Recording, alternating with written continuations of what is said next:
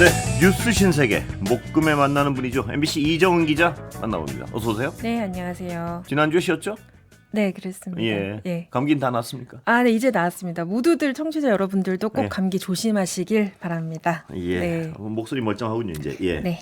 자, 검찰이요. 패스트트랙 충돌 1심 항소 포기했군요. 그렇습니다. 항소 시한을 불과 7시간 남겨놓고 그 결정을 발표했는데요.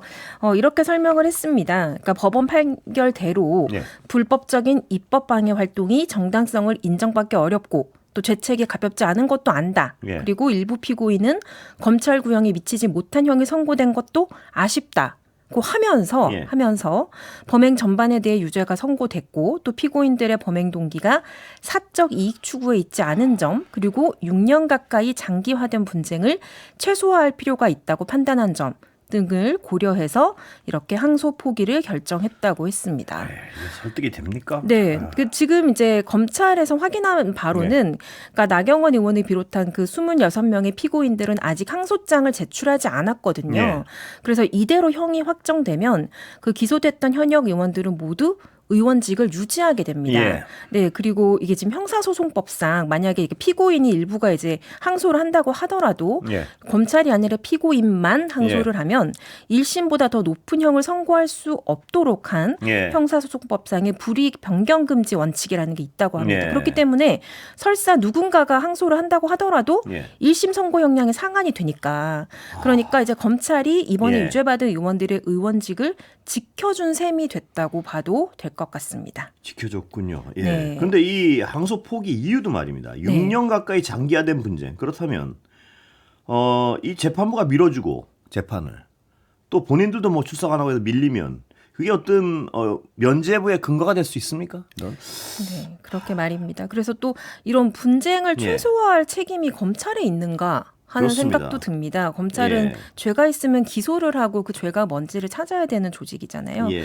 이 관련해서 이제 여당 법사위원들이 입장을 냈습니다. 이 설명에 대해서 일반 국민의 눈높이에서 도저히 이해할 수 없는 궤변이다. 예. 그러면서 권력자들의 버티기 전략과 시간 끌기 전략을 검찰이 정식으로 인정해준 후한무치한 결정이다라고 한마디로 지적을 했고요. 예. 그리고 이게 대검 예규를 위반한 것이라는 점도 설명을 예. 했습니다. 그러니까 이거는 좀 너무 구체적인 내용이긴 한데 네. 그러니까 항소 기준에 따라서 뭐 형 종이 달라질 경우에는 항소를 한다라고 네. 규정을 하고 있다. 그렇기 때문에 항소를 하지 않은 것은 이를 위반한 것이다라고 했고 또 나경원 의원에 대해서는 그 해당 사건의 범죄 행위 외에도 지금까지도 법사위에서 지속적으로 국회법 위반 행위를 자행하고 있는데 예. 이게 양형에 반영되지 않은 것 아니냐 항소를 해야 된다 등등 주장을 했습니다. 지적을 했습니다. 예. 근데 이게 한편으로는 그러니까 대장동 사건도 이제 항소 포기를 했고 그렇습니다. 이게 예. 항소 포기를 하면 어떻게 되는지 한번 보여주겠어 예. 하는 것 같은 느낌도 들어요. 예. 그러니까 수사권과 기소권이 분리가 돼서 수사권이 없어진 검찰이 앞으로 어떻게 할 것인가. 예. 그러니까 기소를 하지 않음으로써 예. 그 기소 사보타지를 함으로써 우리들은 이런 걸 할 수 있어라는 네. 걸 보여주는 게 아닐까 하는 생각도 들었습니다. 그리고 대장동 항소 포기 당시 말입니다. 네. 그렇게 10몇 명의 어떤 직접적인 항명에 가까운 연대 의사 표시를 하고 네. 이번엔 또 조용하군요. 네. 예. 이번에는 아직은 입장이 없습니다. 그리고 국민의힘도 아직 입장이 없다는 예. 점을 알려드립니다. 네. 예. 자, 추경호 전 원내대표요. 네. 국민의힘 체포동의안 통과됐죠. 네, 그렇습니다. 오늘 본회의에서 체포동의안이 가결이 됐고요. 국민의힘 의원은 전체가 표결에 불참했습니다. 그래서 재석 인원 180명 중 찬성 172명, 예. 반대 4명, 기권 2명, 또 무효 2명으로 통과가 됐습니다. 예. 체포동의안은 재적 의원 과반 출석에 과반 찬성임을 의결이 되기 때문에 통과는 일찌감치 예상이 됐었죠. 아마도 12월 2일에 구속영장 실질 심사를 네. 받게 될 전망입니다. 예.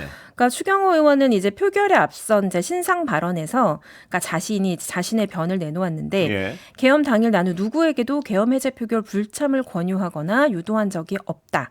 그리고 이 같은 영장 청구는 국민의힘을 위헌정당 해산으로 몰아가 보수정당의 맥을 끊어버리겠다는 내란몰이 정치 공작이다라고 예. 주장을 했는데요. 예. 사실 대표적인 찐윤 중진으로 분류됐던 인물입니다. 그리고 그날 밤에 혼란을 생각하면 이 말을 뭐 순도 100% 받아들이긴 좀 힘든데 이런 신상 발언하는 동안 범여권 그 의원들이 앉아있던 의석에서는 뭐 사퇴를 해라, 정신 차리고 사과를 해야 된다, 이런 비판의 말들이 쏟아졌습니다. 국민의힘 의원들은 본회의장 안에도 나간 거죠. 그렇죠. 신상 발언까지 같이 이따 나갔고요. 그다음에 본회의장 밖 로텐도홀에서 규탄 대회를 열었습니다. 그러면서 특히 송호선 원내대표가 그러니까 그 조은석 정치특검의 구속영장은 한편의 공상소설에 불과하다라고 폄하를 했고 수사가 아니라 인격살인을 하고 조작했다라고 주장을 했습니다. 그러니까 지금 국민의힘은 지금의 상황을 계속 어떤 야당 탄압의 프레임으로 전환을 하려고 해서 노력을 하고 있거든요. 그래서 오늘도 이제 대변인 논평에서도 이 수사 자체가 내란 몰입 프레임을 앞세운 여론전이었다. 그리고 3대 특검이 정치적 그러니까 거대 여당의 정치적 목적을 달성하기 위해서 탄생을 한 것이다라고 주장을 했습니다. 그런데 애초에 특검이 왜 출범을 하게 됐는지 이유를 생각해 보면 내란이 일어났으니까 내란 특검이 출범을 한 거잖아요. 그래서 그 이유를 생각을 하지 않고 계속 자신은 어떤 탄압을 받는 피해자로서 지금 이미지를 만들려고 지금 노력을 하는 것 같고 또 약간 좀 지금 이제 이 상황 판단에 대한 어떤 단면을 보여주는 게 오늘 아침에 이제 본회의 앞두고 이제 그 우원식 국회의장 방에서 여야 원내 지도부가 만났거든요. 그래서 이걸 이제 몇 번 안건을 올리자 이런 거를 원래 논의를 하는데 보통 관례적으로 사진을 찍어요. 근데 갑자기 송호선 원내대표가 먼저 자리에 털썩 앉더니 사진을 안 찍겠다고 버틴 거예요. 그래서 유상범 정치위기정이 약간 서가지고 멀뚱멀뚱 이거 어떻게 해야 되지? 약간 이런 느낌으로 이제 어쩔 줄 몰라 하니까 우원식 의장이 아우 그냥 오세요. 그냥 와서 사진이라도 한 장 찍어. 이제 하니까 이제 송원석 대표가 되는 것도 없는데 자꾸 사진만 찍어요 라고 하면서 툴툴거리면서 일어서서 결국 사진을 찍기는 했는데요. 그러니까 지금 이제 뭐 논의도 안 되고 뭐 지금 내란 청산도 안 되고 있는 이런 상황을 딱 드러내는 한 장면이었던 것 같습니다. 자, 그런데 이 국민의힘 지도부는 뭐 제갈 길 가겠다 뭐 이런 인상인데요. 내년 지선 앞두고 불안하지 않을 수 없을 거예요, 아마. 여러 가지 다른 얘기들이 나오고 있죠, 지금 이제. 그러니까 국민의힘 내부에도 이제 두 가지 기류가 있는 것 같아요. 그러니까 12월 3일이 당장 다음 주인데 이때 하필이면 또 국민의힘 장동혁 대표가 당대표를 취임한 지 100일째 되는 날이거든요. 그럼 100일이면 상당히 상징성 있는 메시지를 내놓아야 하니까. 그러면 당연히 이제 비상계엄 1년을 맞아서 그러니까 책임을 져야 하는 정당으로서 사과를 해야 될지 당연히 관심이 쏠리는데 최근 뭐 구미, 충청 이런 데 돌면서 이야기를 하는 걸 보면 그럴 가능성은 굉장히 낮아 보여요. 그래서 뭐 지금 싸워야 할 대상은 이재명 정권이다. 그다음에 아스팔트 세력이라고 손가락질 당하는 게 부끄러운 게 아니다. 이게 안 싸우는 게 부끄러운 거다. 뭐 이런 이야기를 계속했고 또 오늘 표결에 대해서도 뭐 인민재판장이다. 뭐 이런 식의 표현까지 했거든요. 그러니까 지금 지도부가 안 움직이니까 당장 내년 지선 앞두고 뭐 초선 의원이라든지 아니면 수도권에 그 기반을 두고 있는 의원들 사이에서는 굉장히 불안하겠죠. 그래서 김재섭 의원이 오늘 라디오에서 박근혜 전 대통령 탄핵 이후에 3, 4년간의 어떤 반성과 성찰이 있었기 때문에 2022년 대선에서 이길 수 있었다. 근데 쇄신 메시지가 안 나오는데 만약에 지도부에서 내지 않으면 의원들이 개별적으로라도 목소리를 내는 게 필요해 보인다라고 이야기를 했고 초선의 김용태 의원도 SBS 라디오에서 대다수 의원들이 그런 생각은 하고 있는 것 같다. 그리고 재선 의원들의 공부 모임에서도 메시지 내는 방안을 검토 중이라고는 하는데, 그러니까 지금 이제 지도부가 움직이지 않으니까 개별 의원들이 지금 깃발을 들기는 좀 부담스러운 상황인 것 같고, 이제 소수의 좀 젊은 초선 의원들이 좀 목소리를 내기 시작한 것 같고요. 근데 만약에 영장이 발부된다면, 그러니까 또 영장 심사가 12월 2일에 있기 때문에 그럼 2일에서 3일 밤 넘어가는 그때 새벽에 나올 수 있거든요. 그럼 3일에 발부가 되면 이제 국민의힘은 위헌 정당을 해산해야 된다라는 요구에 굉장히 거세게 직면하게 될 수밖에 없습니다. 그렇기 때문에 아무래도 좀 뭐 긴장감도 감돌고 또 한편으로는 버텨야 된다는 이야기도 하는 것 같고 그렇습니다. 그리고 뭐 지금 이 속보를 보면 주진우 의원은요, 국민의힘 패스트트랙 사건은 민주당 의회 독재에 맞선 투쟁이라고 얘기했군요. 네, 그랬습니다. 자, 의대 증원 문제요. 윤석열 씨가 당시에 어떤 주먹구구식일 거라는 건 짐작들은 다 했는데 그 어떤 사실들이 드러나는군요. 그때 상황들이. 그렇죠. 감사원 감사로 우리가 이제 예측했었던 일들이 다시 사실로 확인이 된 것 같습니다. 그러니까 감사원이 한마디로 증언 규모를 결정하는 것부터 대학별로 정원을 배정하는 데 이르기까지 전반적으로 문제가 있었다. 예. 네. 그래서 논리적으로 적합성이 미흡한 추계에 근거해 증원 규모를 결정했다라고 예. 지적을 했습니다. 예. 그러니까 원래도 의사 부족 문제는 계속 논의가 됐었잖아요. 그렇습니다. 뭐 소아과 오픈런이라든지 그다음에 뭐 병원에서 간호사가 쓰러졌는데 병원에 있던 의사 그 간호사가 수술을 못 받아서 숨지는 일이 있었고 이제 그래서 이제 의사 증원 문제를 본격적으로 논의를 했는데 그러니까 제 기억에 제가 2022년 23년 출입을 할 때 대통령실에서는 이걸 이제 총선용 이슈로 좀 준비를 하고 있었어요. 그래서 이거는 왜냐하면 모두가 여야를 불문하고 이제 의사 부족 문제는 해결해야 된다는 분위기였기 때문에 이거를 던지면 그 총선에서 좀 유리할 거야라는 그런 생각을 하고 이제 많이 독려를 했었던 이슈였거든요. 그래서 처음에 이제 보건복지부에서 안을 올린 건 2023년 6월에 처음으로 매년 500명씩 6년간 총 3,000명을 늘리는 것이 좀 가능할 것 같다라고 복지부에서 보고를 했어요. 그랬더니 윤석열 전 대통령이 그건 안 돼. 매년 1,000명 이상은 늘려야 돼. 근데 그거에 대한 근거는 없었습니다. 그러니까 그래서 그 이야기 이후에 제 기억으로 용산의 한 모 당국자가 이거를 가져와서 복지부가 엄청나게 깨져서 돌아갔다라고 기자들한테 약간 자랑스럽게 말했었던 기억이 저는 나거든요. 근데 당시에는 워낙 의사 부족 문제가 좀 사회적인 문제였기 때문에 여론도 우호적이었고요. 그때는 출입 기자들도 이런 거라도 해야지. 이거 하면 잘하는 거야라고 해서 좀 긍정적으로 봤었어요.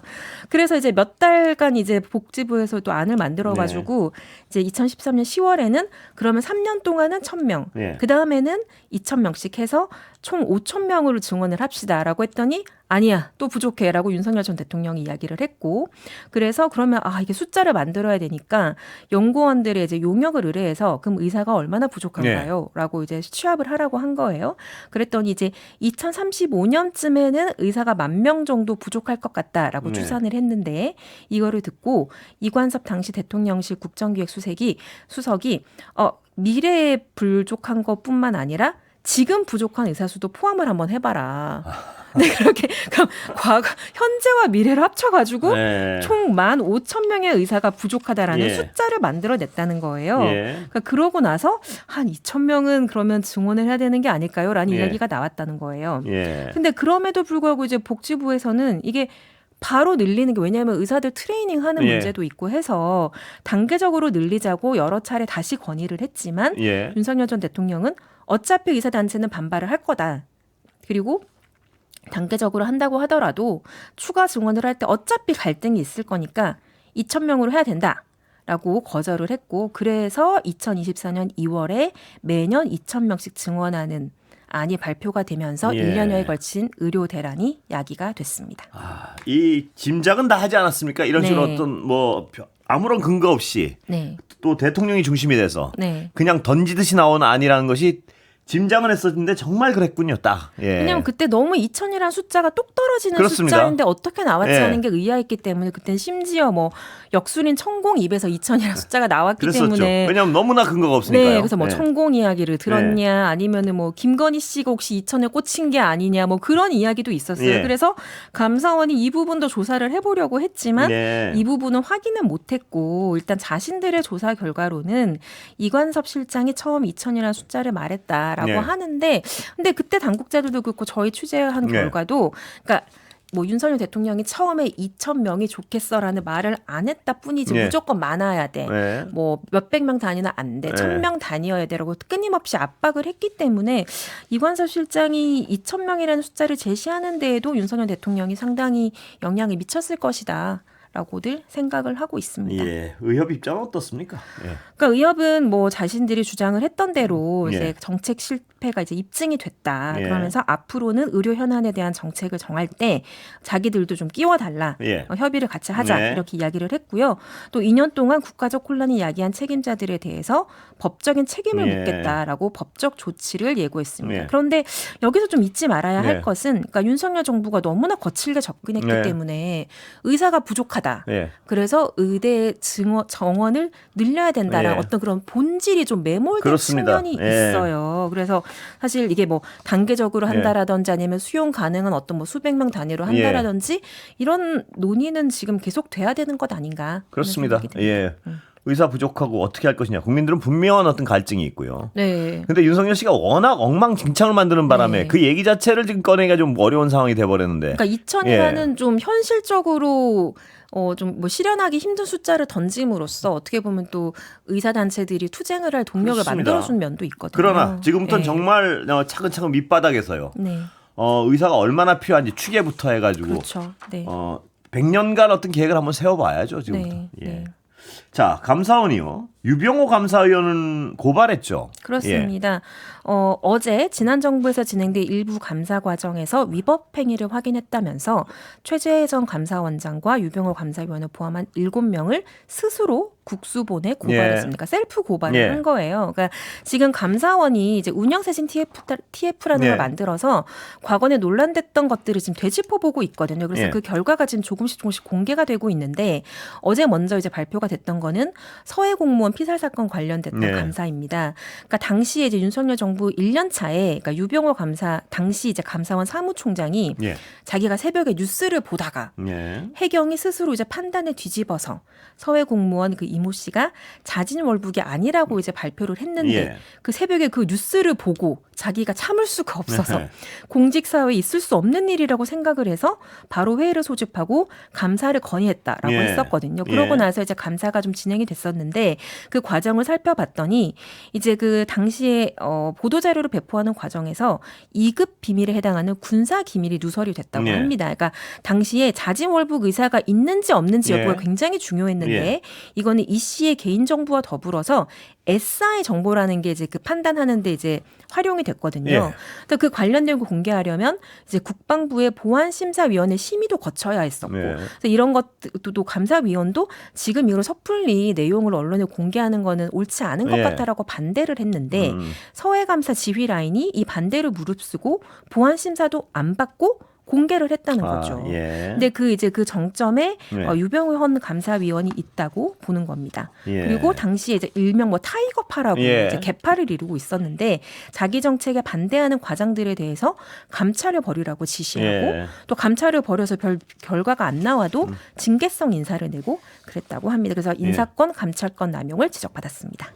이분도 참 막무가내인 것 같아요. 보면 지금 벌어진 일들 또 확인해 보니 역시 막무가내였군요. 여러 그렇습니다. 가지. 타이거파. 그러니까 자신을 따르는 부하 직원들로 동원해서 무리한 감사를 하고 또 따르지 않는 사람들에 대해서는 무리한 감찰을 하고 뭐 이랬다는 혐의들이죠 지금. 그렇습니다. 자, 런종석.